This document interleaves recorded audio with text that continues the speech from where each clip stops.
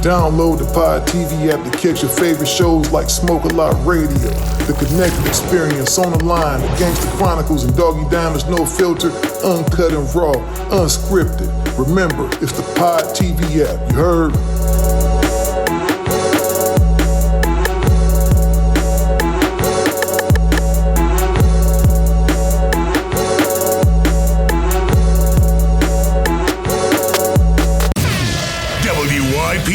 Up Radio with MC8. Steel and Big James has taken over the radio station. Well, all right, y'all. All across the USC, Compton, Watts, Bay to LA. Pomona, California, from valley to valley, we represent that killer Cali. So if you keeping it real on your side of your town, you tune in to Gangsta Chronicles. Gangsta Chronicles, we gon' tell you how it goes. If I lie, my nose will grow like Pinocchio. We gon' tell you the truth and nothing but the truth. Gangsta Chronicles, this is not your average show. You're now tuned into the real MC8, Big James, and Big Steel. This is strictly from the streets. Hello. We represent the James. Hey, Will, I just got one more question. Are we getting any more WIllie D albums, man? You know, I like to really do something because, once an artist, always an artist. I don't care what H say, he gonna always be an artist, and he always gonna be in the back of his mind, I want to do one more. I should do exactly. That's gonna always be on your mind. So for me, I was like, I'm like, as much as I want to do one, and I got some great ideas, but I don't want it to fall on deaf ears. I don't want to just go in and make an album because it costs money and it costs time. It costs money and it costs time to make these records. And I don't want to just do something like that. I don't want to just make a record just for shits and giggles. If I make a record and I spend my time and my money and my effort, I want people to hear it. And we're in an age right now where favor is not given to the best stuff out there. Like, I do believe that this generation is the first generation of music lovers who are not going to experience the best that generation has to offer. Now, they're going to have some experiences. There's always going to be a few artists, but there's always going to be some.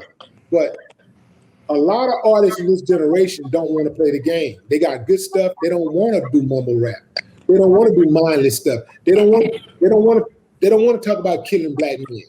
They don't want to do that. So they might make music and they just make music at home, or they just go get a job somewhere and just say, fuck it, I'm not doing this. And so even on the R&B side of things, they don't want to make music because a lot of the R&B artists ain't really talking about nothing. There's no substance. So a lot of artists don't want to play the game. They just don't want to play the game. So I believe that when we came out, if you was just a dope ass MC, it was going to be hard for you to not get on. If you was focused and determined to get on, you were going to be able to get in front of somebody and you was going to get put on. Now, not so much. You'd be like, yeah, saying something, you dope, you saying some dope shit, and they be like, yeah, man, but shit, man, you ain't killed with 4 people in the song, man. I need you. Right. Can you raise your body count? Yeah. You ain't popping enough pills or sipping enough weed or some shit. You ain't got on enough choke chains or some shit. Something is going on. So hey, why y'all don't get together, the old school, and y'all put something together and show these cats that you don't have to talk about murdering your people on the song? And it'd be a good goddamn partying song. That's happening all around us. It's just that the people like us who talk that shit, that say, why y'all won't do it? We need to come out and do it, show them. They're not buying the records. They just talk. They won't buy the records and they're not going to the concerts. So it's not even sustainable for the artist to go out there and spend that money and spend that time, because the people like us, we talk a lot of shit. Our generation, we always talking shit, but we don't back it up. our ass is when we get ready to listen to music, we're gonna go in there, dust off one of them damn CDs, stick that shit in the car. You're gonna be looking for somewhere to play the damn CD. You got a CD player in your car. You got okay, come on. You know, because they already think they got the best music. They don't think any better music can ever be made again. So they already got their music, and they're not buying records. They're not buying the streams. Yeah, a few people do it, but there's not enough people that's doing it to make it feasible or even for practical for an artist to go in there and spend that kind of time and money and resources. It's not there. It's too big of a risk, right? Right. It's too big of a risk. So that's why a lot of artists just won't do it. For me, I'm at a stage in my life where time is everything to me. Mm-hmm. So Exactly. I look at everything that I do based on quality. Okay, I got this much time in a day. I'm gonna spend this much time sewing into my businesses. I'm gonna spend this much time sleeping. I'm gonna spend this much time. If I get a break, I'm gonna shoot over here and go see my aunt at the convalescent home, or sit on the porch with my brothers and drink, have a drink or something, or I'm gonna hang out with this woman, for a moment or whatever, and then I'm back at it. It's like if I'm a, and when it comes to like doing things that cost money to invest money, in my mind I'm like, how is this money gonna come back to me? If I throw 50 out there for it to be worth my time, I got to at least double up on it. I got to at least for it to be worth my time. So I'm not doing it like that. Like I got to get it back. Right. I got to figure out like how I'm gonna get this money back. Any money that I put out, I'm looking at how do I get this money back. If I get on the plane and I go to LA for 10 days and I spend 15, 20 racks, I gotta know while I'm out there that I got 30 or 40 racks coming in while I'm out there. I'm not I'm not going backwards, bro. You know what I'm saying? Right. Definitely. Yeah. The backwards days is over with. Yeah. Long gone. But man, we appreciate you, big dog, and we definitely got to have you on here again, man, because you are so versed with issues. I follow you on social media, man. I'm a big fan, and I saw and a lot of people don't know, Will, you was on this podcast stuff early. Right. You was on the podcast thing early.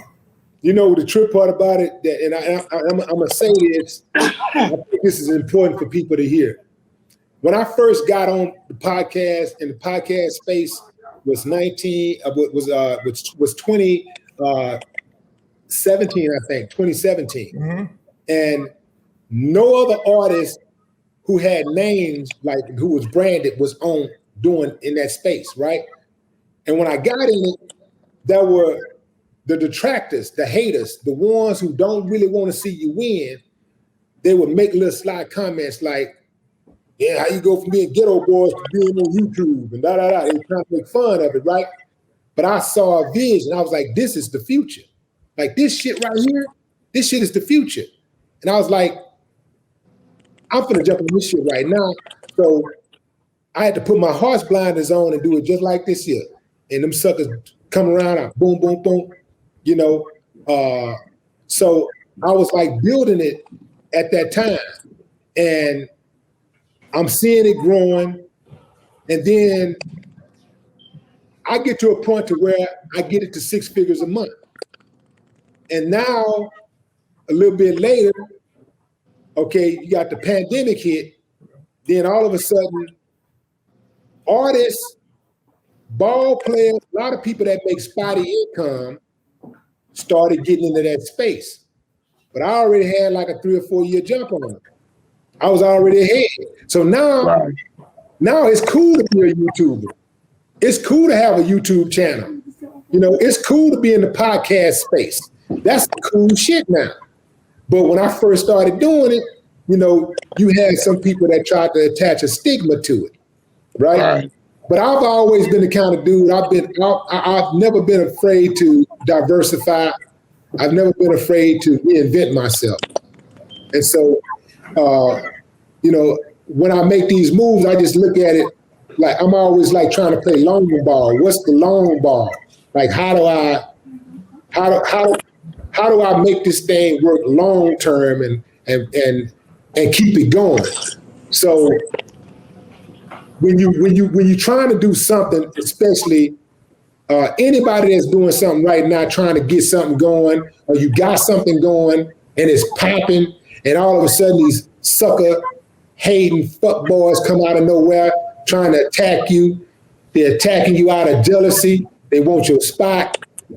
It's that old saying, like lions don't really pay a lot of attention, to cats, right? Like the kittens, right? They're a fucking kitten.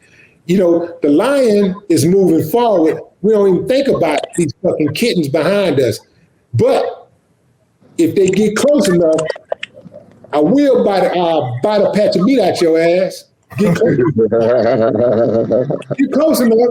But a lot of these cats, but they know that, and they use the internet like the internet is like the new phone, right? The internet is like, remember back in the day on the phone, somebody want to talk shit, they call you out, yo nigga, I'm gonna kick your ass. Yo, you're right. You don't even know who this sucker is, but right. he won't. You like, well, meet me at such, and you fuck around, fall asleep waiting on this food. Right.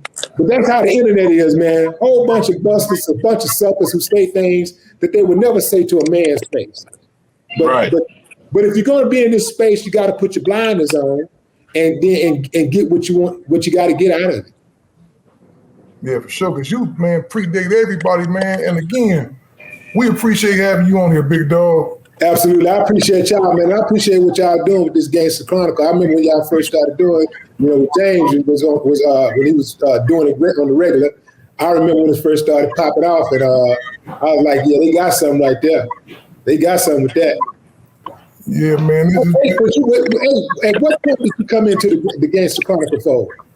I came in, about last year I started in. Yeah, last year. And what was crazy is this how that happened. I'll tell you. We had a guy, we had another personnel member that had some issues, right? And I was talking to A early on. He had came on the show, and I'd actually talked to James. I said, man, it'll be kind of tight. And I'm going to tell you what James said. I said, James, what you think about having 8 on here? James looked at me like this. He said, he was cool. I got to think on it, though.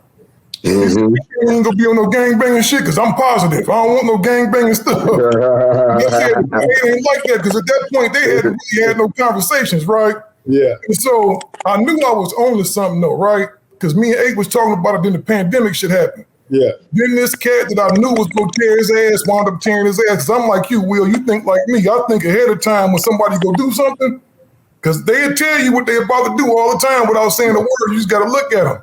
Right. So I said, man, this might be about the time to activate that plan with Ace. So I talked to James about it, and James said, yeah, he was with it, right? Let's see how it go. And I'm going to tell you, we was talking to Charlemagne. Charlemagne had started, that's when everybody was calling us. Then we had every podcast network it was calling us at one time. We went and took some of them bullshit. Some of the meetings was bullshit. Some of them was cool. But me and Charlemagne was talking. He said, man, I just think y'all need one more dude on there, but y'all need like an artist. And I said, well, what artist you think about? And I'm thinking he gonna say somebody just corny, right? He said, man, I think MCA to be cold and the motherfucker on there too with y'all. And I said, I just smiled. I said, I had already thought of it. You know what I mean? So it wound up working out. It wound up being some good shit, man. Yeah, and we were fortunate. Yeah. Real looking fortunate. And one thing I always give James his props, man, because James has been consistent from day one. Mm-hmm. Another thing, to me, it was all about Gangster Chronicles. It was all, once I started talking and got used to it, and I seen the effect that it had on other people, then I said, this is where I need to be. This is my purpose. Right. So we did a show with 8, and 8 came on one episode, and I gravitated to his vibe. He was, okay, 8 is cool. I didn't know him, Because I had this perception of Ape being like, first I thought he was taller. Then, okay, he on this gangbanging shit. Let's see how it go in the when we do the interview. It went well. So I told Norm, man, I don't know if I could take him just saying cuz 300 times in an hour. And then we black people, I said I could work with him and I could work with anybody else, but I would fuck with Ape. You know what I'm saying? Yeah. And we made it happen. And we've been 100 ever since. Indeed. Right. It's beautiful to see, man. Yes, indeed. Y'all gonna do some big shit with y'all show, Will, because Charlamagne was telling me about it, man. And I said, when he first got it, I said, man, you've been making some moves. And I told him, I said, it was smart, man. And man, you need anything from us, big dog, just holler. All the time. I appreciate it. And thanks for inviting me on, man, to talk about, life and also give a shout out to the podcast. I appreciate y'all. So for sure. And we also got, on another note, bro, we got a radio show too to come on every Friday night. Yeah. On terrestrial radio, we in front of, I think, 5 million people, some shit like that. We on 11 stations across Southern California. So, man, you might want to put some music out, dog. You got an outlet now. We got you. Yes, indeed. That's beautiful. That's beautiful. That's it. That's very important, man, that y'all, coming back and grabbing that space, man. Like, and not because it's guys that are like us, that help build this landscape or whatever. And we really didn't know what we had, so we didn't really take advantage of some of those opportunities. So it's always good to see people come back and be able to, basically kind of like capture that lightning in a bottle, so to speak, and get some of this this culture that we help cultivate. Mm-hmm. Yeah, right. For sure, man. Well, it ain't too late. It ain't too late if we all start working together and doing what we got to do, and doing what we say we want to do. Man, we put that together. We got something. Yeah. So it ain't too late for you, me. I learned it ain't too late for none of us to really get out and do what we really want to do. Our passion. Yeah, absolutely. To help our people. So it ain't never too late for us to put our heads together and do something now.